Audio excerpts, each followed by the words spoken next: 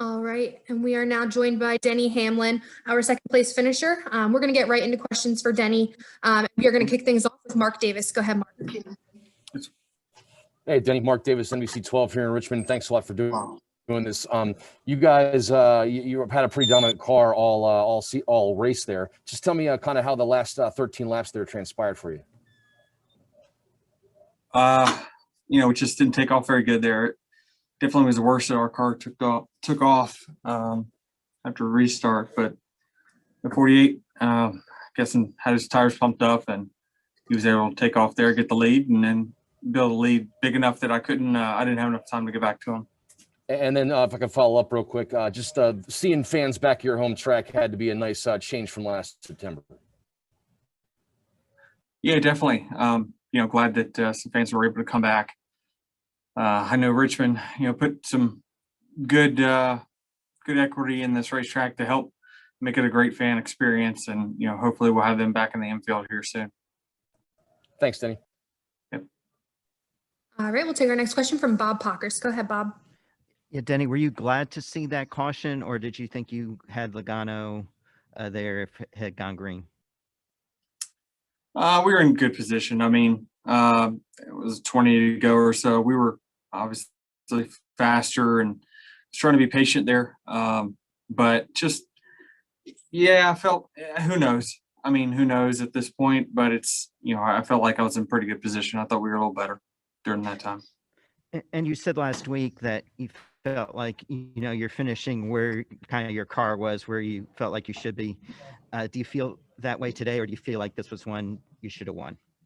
Yeah, we should have won. Certainly the 48 wasn't better than us all day, but just got to lead the last lap. You got to figure out how to lead the last lap, and that's pretty much all that matters. But today, obviously, I don't know, we had a dominant car. I mean, it was definitely top two. There was times 19 was better. There was times, 22 was better that one run. So, but certainly, top tier.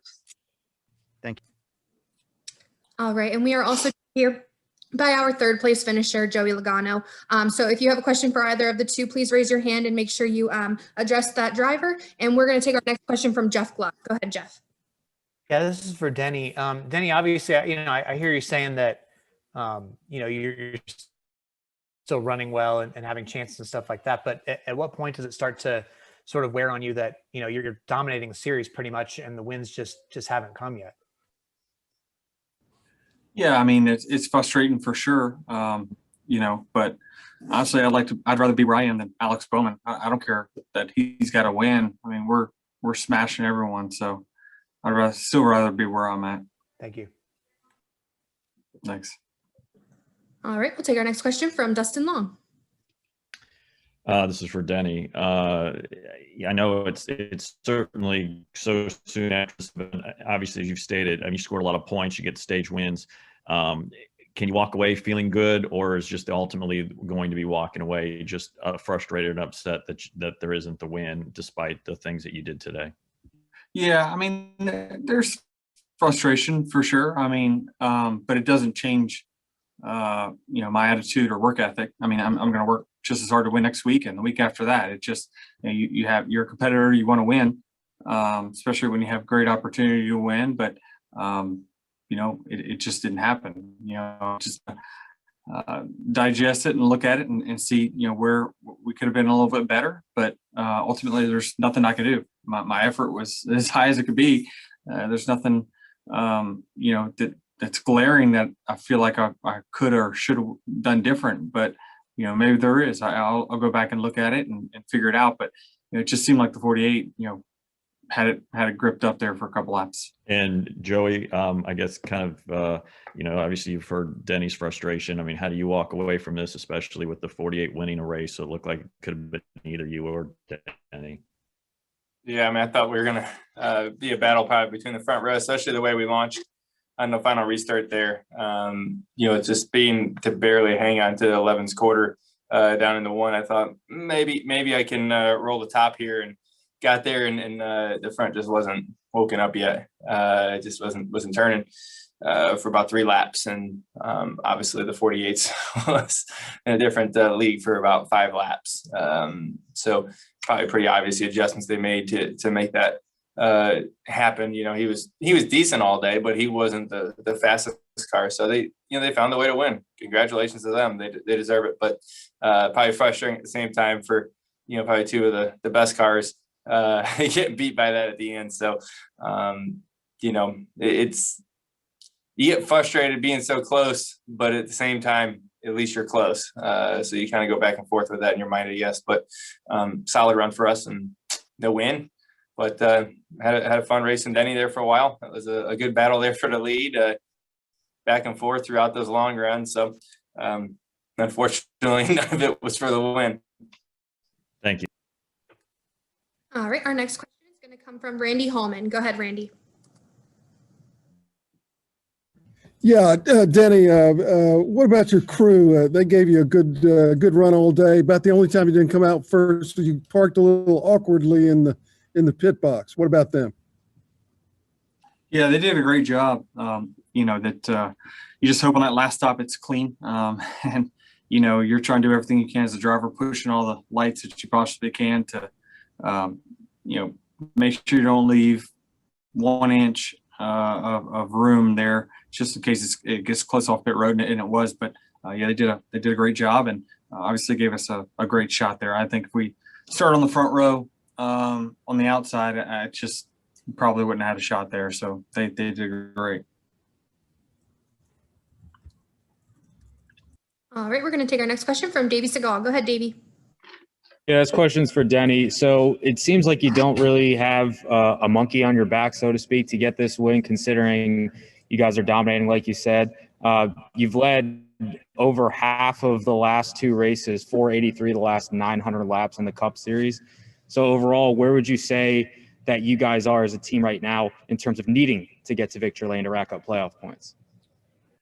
We don't know if we need it until the playoffs. We don't know if we have this performance, we'll just go right to Phoenix and we'll be fine. But you can't plan on that. You're going to have, you can have a bad race. Anything can happen. So you don't know what you need until you need it. So we're trying to do the best we can and get all the points we can. But ultimately, all we can control is our effort week to week.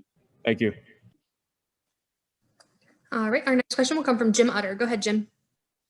This for Joey. Joey, they made several comments on television that they seem to think that you had mostly a car that was good on short runs, but towards late in the race, it seemed like you were able to keep pace much better in contending for the lead. Did your car simply get better later in the race? I've never seen a mask like that in my life. That thing's awesome. I was distracted the whole time.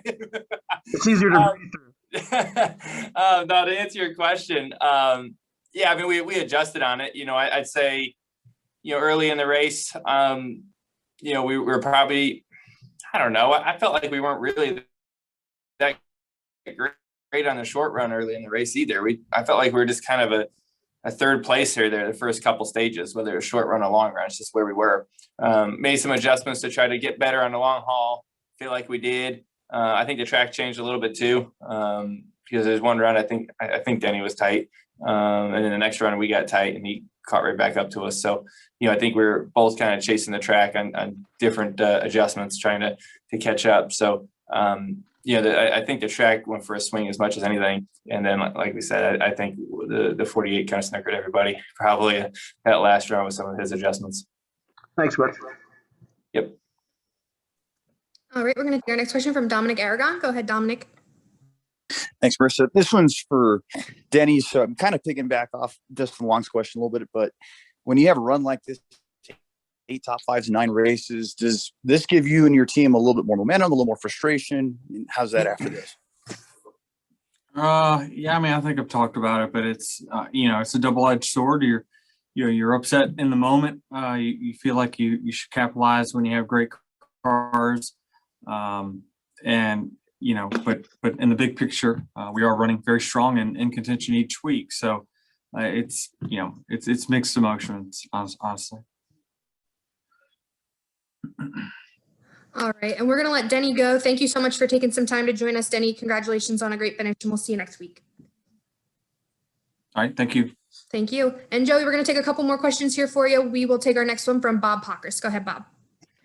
Yeah, Joey, were you surprised that Bowman was able to make that move, or I mean, was he strong enough during the race that you're like, yeah, I mean, he could be a factor here? I mean, yeah, I think we're all surprised, but you know, anything can happen on a late race restart on a short track. As Denny says, it's short track racing, right? So I think that's you know, probably what it kind of came down to is that, you know, they made great adjustments to make their car fire off better. And what we saw was, you know, him being lights out for 5-6 laps, and then it equaled out. And then, you know, as you know, the last maybe 4 or 5 laps, Denny and I were able to catch him a little bit back. You know, so as it kept going, he was gonna start paying the penalty. I just assuming he pumped up his pressures. I'm not sure how much, but you know, seemed like the obvious to me. But you know, and like I said, there's nothing wrong with that. I mean, that's the strategy of the play, right? If he didn't get to the lead, you know, and in the first 2 or 3 laps, he was done, right? He was going to probably finish 5th or 6th. That's the gamble they took. And he took advantage of it and got by everybody pretty quick. And kind of made us all look like kind of goofy there for a minute. So, yeah, well, I want to replay it. I want to do it again. We would do something different. I can tell you that much. Speaking of maybe replays and wanting to do stuff different, going into Talladega, do you dread this week of just all the talk of like, who do you work with? Who do you not work with? What can you do with teammates? Or do you still look forward to it, you know, just in the nature of that type of racing? Well, I love super speedway racing. I feel like I'm really good at it. I feel like TJ is really good at it. We bring pretty good cars to the racetrack as well. So for those reasons, you know, I feel like we're always a threat to win, and we're always up there, always have a shot. That being said, we've been crashing a lot too. So, but that's part of it, I guess. You know, as far as who you work with, when you work with them, what you're supposed to do, I just pray for clarity. That's all I want. Just tell me what I can do and what I can't do, and how to work together the best way possible, and when the gloves drop, and when we you know, go for it. So, you know, and that honestly has nothing to do with the 100% rule. Like that is how we win, right? That's how I don't think I can go out there and win by myself without having allies on the racetrack. And I think probably most everyone can agree with that. That's out there. So you have to have some kind of, you know, plan of, you know, how do you pit together? How do you work the draft together? What's okay and what's not okay? And when does that end? And does it end? I don't know. So, you know, I think this week will be important to get some clarity to those questions. All right, we're going to take our next question from Lee Spencer. Thank you for joining us, Joey. Chris Gayford said to Hamlin that your brake rotors were glowing red. Were you having any brake issues at all, or was he just trying to assuage his driver? I don't know. From what I hear, I think he tries to sway his driver a lot here lately. So I don't know. I don't know. I think he's just trying to pump his driver up. I'm sure that's what it is. I'm sure he needs it. Thank you, Joey. Yep. All right, we're going to take our next question from Jeff Magliochetti. Go ahead, Jeff. Hi, Joey. Thanks for joining us. Thanks, Marissa. Thanks for joining us, and good run today. How valuable is it to have a date with Richmond to work with prior to the playoff event in September, much like we did not have last season? Yeah, I mean, Richmond seems to be one of those racetracks where it's the same cast of characters every time you come here, because it's a very challenging racetrack.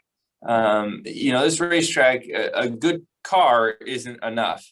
A good driver isn't enough. It all has to come together at the same time. That's why you see Richmond, Martinsville, sometimes Bristol's like this too.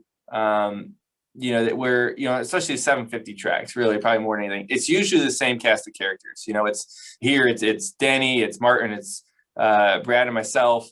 Kyle will sneak in there a few times too. I might be leaving one or two out, so I don't want to be rude, but those are usually the same, cast of characters you always see up there, because, once you kind of get your head wrapped around it and understand how to race around this racetrack, it's not as simple as it looks. Right? It looks like just it's a 3/4 mile, racetrack, and but there's so many little things that takes a long time to figure it out. I wasn't good here to start. Trust me, I wasn't good at all. But I feel like lately we've had some really good runs and opportunities to win, a couple wins in the bank, and really run up front in each one of them lately. So, just needed a little more today. But I don't know how much this will affect having the spring race will affect having the fall races.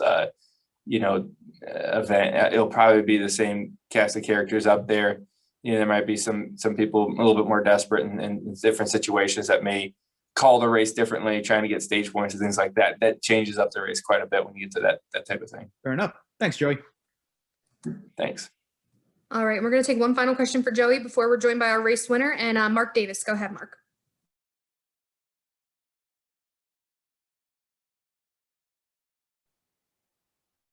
Uh-oh. I lost you there for a second. You got me? Oh, yeah. Do you have me? I got you now. Yeah. Mark, did you have a question for Joey or? Yeah, real quick. Thanks a lot for doing this, Joey. I just man. wanted to get your thoughts. It was obviously the first time you guys have had fans in the seats back at some of these races, but for Richmond, the first time in a year and a half. You guys obviously don't notice that, I'm sure, once you get into the car and on the track. But how nice was it to see fans back here, at Richmond, just, even though it wasn't full capacity? It's great. It's great. No matter what racetrack we're at, let's bring some fans in. Let's go.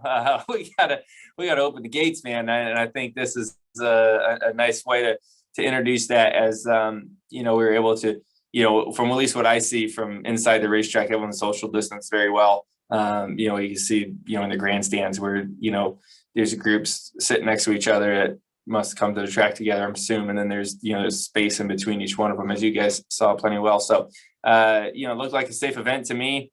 I think our race fans, NASCAR fans, love coming to the racetrack. Our events are something else when you come to the track, right? Watching on TV is great. Don't get me wrong. I love watching on TV, but being in person, here in the car, seeing the speed, all of that, and maybe throwing a radio on and listening to the in-car, communications, that is what makes our sport, right? That's what, every time you get someone to come to the racetrack for the first time, they're always like, wow, I didn't expect all that, right? Like that's because you got to get them here, and we got to open the gates to get them here.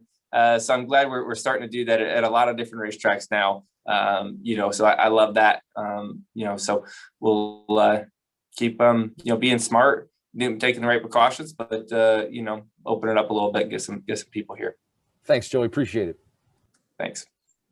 All right, Joey. Well, thank you so much for taking some time to talk with us. Congratulations on the great finish, and we will see you next week. Thank you very much, guys. Have a good one.